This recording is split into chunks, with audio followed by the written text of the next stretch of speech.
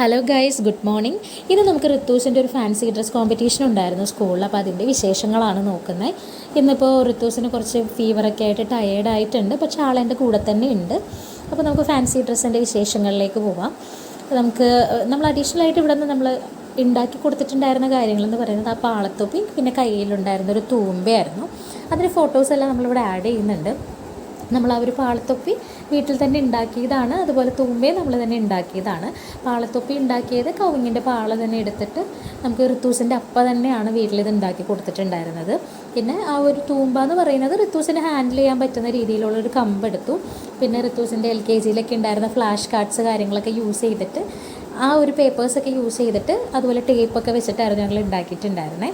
പിന്നെ ആ ഒരു 2 കാര്യങ്ങളാണ് നമ്മൾ ഇവിടെ നിന്ന് ഉണ്ടാക്കി കൊടുത്തിട്ടുണ്ടായിരുന്ന ഐറ്റംസ് എന്ന് പറയുന്നത്. പിന്നെ നമ്മളൊരു കുഞ്ഞു മുണ്ട് സെറ്റാക്കിയിട്ടുണ്ടായിരുന്നു, ഒരു വൈറ്റ് ബനിയൻ ഉണ്ടായിരുന്നു, ഒരു തോർത്തുണ്ടായിരുന്നു. പിന്നെ പണ്ടത്തെ കാലത്തൊക്കെ നമ്മൾ പിക്ചേഴ്സിലൊക്കെയാണ് കണ്ടിട്ടുണ്ടായിരിക്കുക, ഈ ഫാർമേഴ്സിൻ്റെ കയ്യിൽ അവർ പാടത്തേക്ക് പോകുമ്പോൾ കഴിക്കാനായിട്ടുള്ള ഭക്ഷണവും കൂടി കൊണ്ടുപോകുമല്ലോ.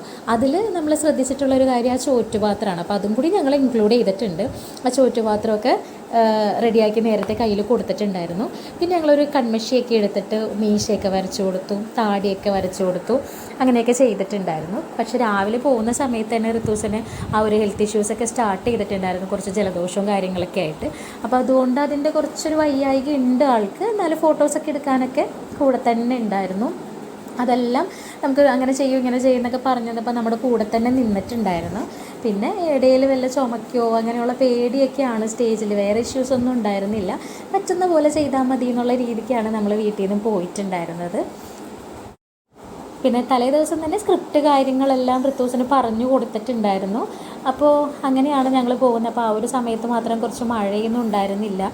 ഞങ്ങളതനുസരിച്ചിട്ട് നേരത്തെ തന്നെ സ്കൂളിലേക്ക് ഇറങ്ങിയിട്ടുണ്ടായിരുന്നു. ഏറ്റവും സന്തോഷമായിട്ടുള്ളൊരു കാര്യം എന്ന് പറഞ്ഞാൽ ഇത്രയും വയ്യാതെ ഇരുന്ന് പോയിട്ടും നല്ല രീതിയിൽ പാർട്ടിസിപ്പേറ്റ് ചെയ്യാനായിട്ട് പറ്റി, അതിൽ ഗിഫ്റ്റും കിട്ടിയിട്ട്.